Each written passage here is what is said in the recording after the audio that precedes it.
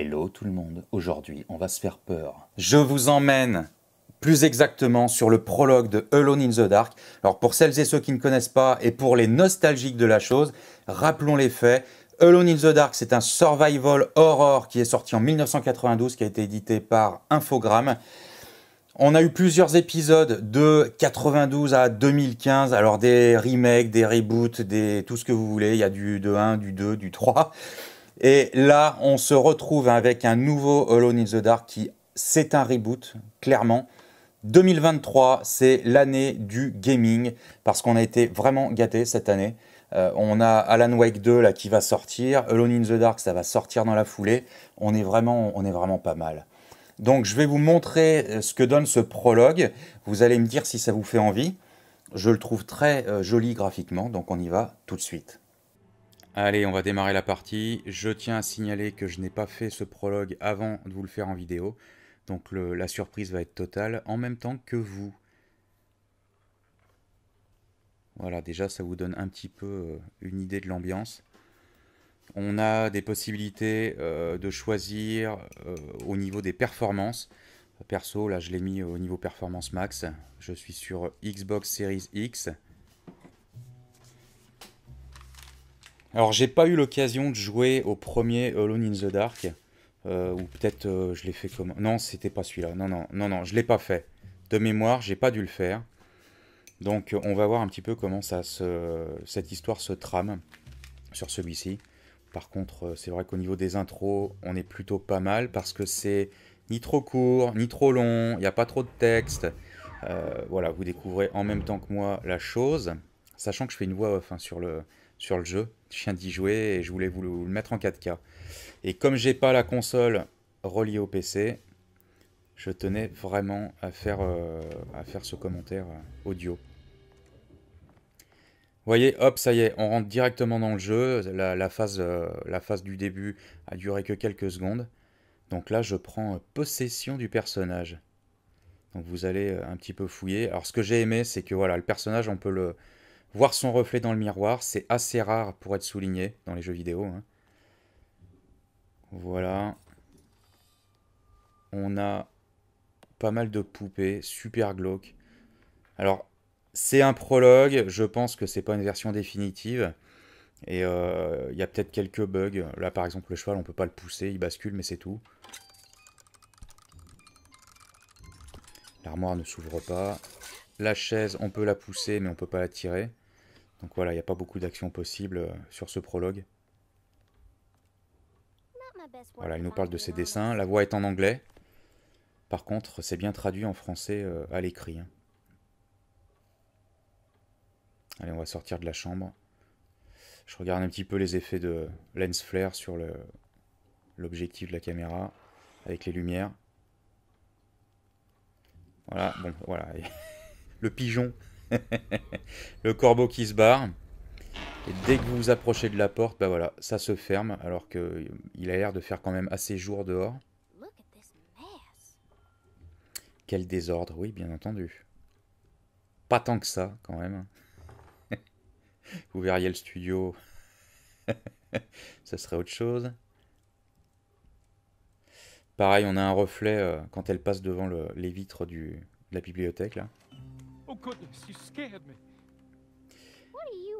Qu'est-ce que tu es en train de faire, Jérémy? Je dois parler à quelqu'un, qu'est-ce qui se passe ici? De ce qui se passe ici. Voilà, donc le mec est un petit peu parano. Hein. Il pense que c'est une espionne. Et il veut écrire une lettre et l'envoyer à quelqu'un. Super parano. Hein. Il veut envoyer la lettre à sa nièce.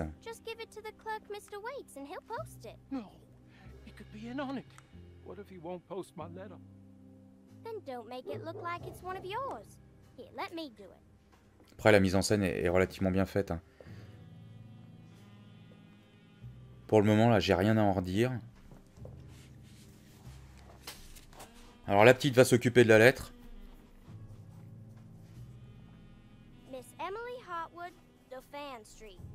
Qui part donc à la Nouvelle-Orléans. Et là, elle se retourne et il a disparu.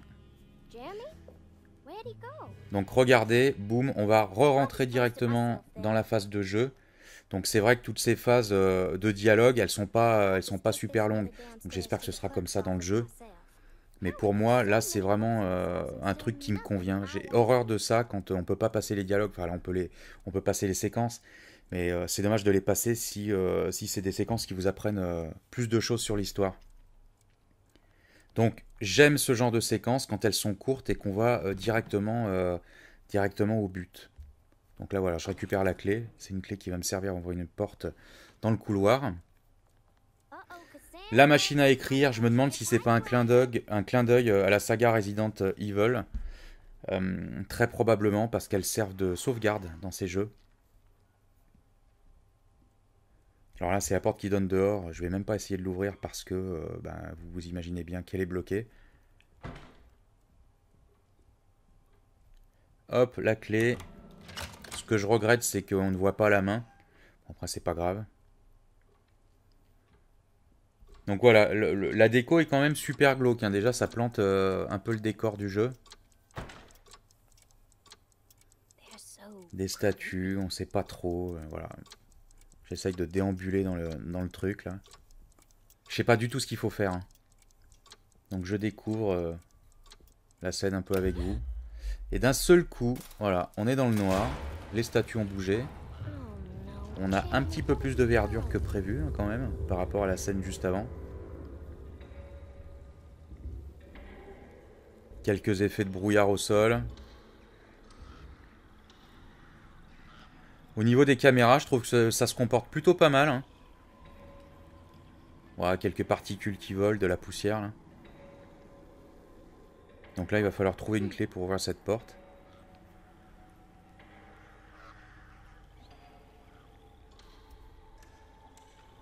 Au niveau de l'ambiance, c'est... Ouais, je trouve que c'est assez réussi. Ça fait pas super peur. Ça pose les bases de la chose.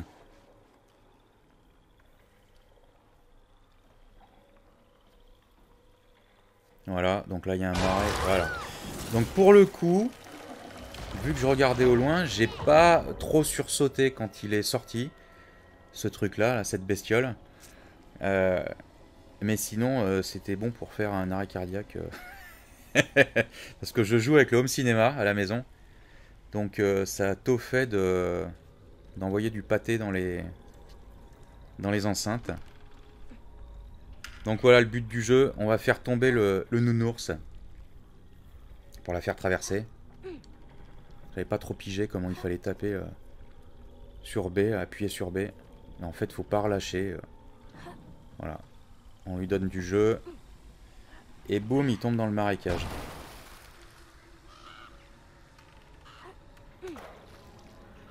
C'est pas une séquence sur laquelle on a énormément la main. Hein. J'ai pas ressenti que mes actions de la faire avancer sur l'ours ont bien changé grand chose. Je pense qu'on est presque dans une séquence un peu toute prête, toute faite. Parce que là elle avance sur l'ours. Mais par rapport aux pressions que j'exerçais sur la manette, j'ai pas trouvé que ça faisait avancer la chose. Donc je pense que c'est un script. Et là on a les bestioles qui commencent à arriver du fond du marais là. Donc voilà, on n'a même pas le temps de se retourner, ça passe sur une cinématique. Et on se retrouve dans cette pièce. Qu'on va devoir fouiller, bien entendu. Alors, les pièces, enfin, moi celle-ci, je la trouve un petit peu vide. Je pense que c'est aussi pour nous mettre un peu dans l'ambiance. J'ai eu l'occasion aussi de regarder par les fenêtres. Bon, on voit pas grand-chose. Hein. La maison entourée de champs. Donc là, c'est pareil, la porte, on peut pas l'ouvrir, il va falloir trouver la clé. Alors la clé, je l'ai cherchée, là, un petit peu partout. Rien à signaler, il y a les mouches qui tourbillonnent au-dessus des détritus. Donc voilà, là, ça ne s'ouvre pas.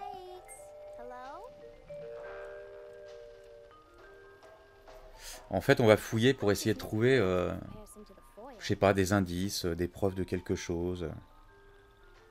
Mais c'est pas une science. Là, elle veut pas y retourner, donc la porte est totalement bloquée. Il n'y a aucune action à sortir de ça.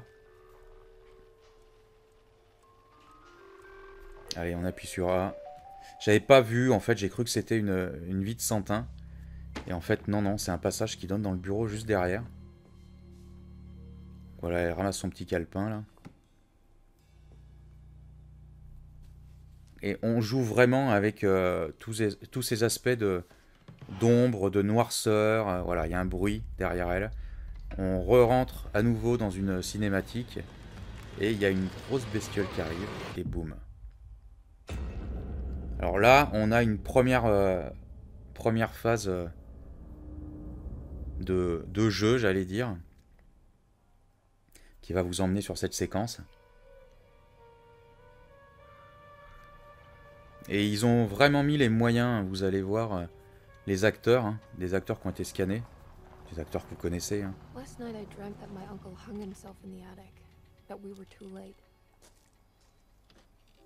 Je trouve ça assez réussi. Hein. Donc Jodie Comer, je ne connais pas cette actrice, par contre David Harbour a joué dans Stranger Things, entre autres. Donc voilà, là ils vont arriver à ce manoir pour essayer d'enquêter.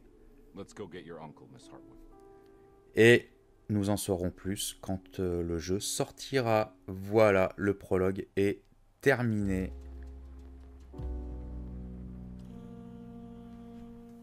Et voilà, on a terminé ce prologue de Alone in the Dark. Dites-moi en commentaire ce que vous pensez de ce jeu. Enfin, dites-moi surtout si vous pensez qu'il va performer, si vous pensez qu'il est tant attendu par rapport à d'autres titres. Pour ma part, c'est pas forcément un jeu que j'attendais. J'avais envie de faire le prologue. J'ai passé l'âge de me faire peur dans les jeux vidéo. Même du Resident Evil, j'en fais très peu parce que je trouve que les level design sont super beaux. Et on ne prend pas plaisir à les regarder tellement on est stressé par des événements annexes qui pourraient surgir dans les jeux. Et pour ma part, je pense que Alone in the Dark ne dérogera pas à la règle. Donc Alone in the Dark, pour ma part, ce sera sans moi. Mais c'est pas parce que le jeu est moche, c'est pas parce qu'il me fait pas envie. Il me fait très envie, mais j'ai plus envie de me faire peur sur des jeux. Donc voilà, ça c'est mon avis personnel. Je serais ravi peut-être, qui sait, si je vois des tests et qu'il ne fait pas tant peur que ça, je le ferai peut-être. Mais pour le moment, c'est pas acté. J'attends de voir lors de sa sortie. Merci à toutes et tous de m'avoir suivi sur ce prologue de Alone in the Dark. Et à très très vite pour un prochain contenu. La bise, tchuss!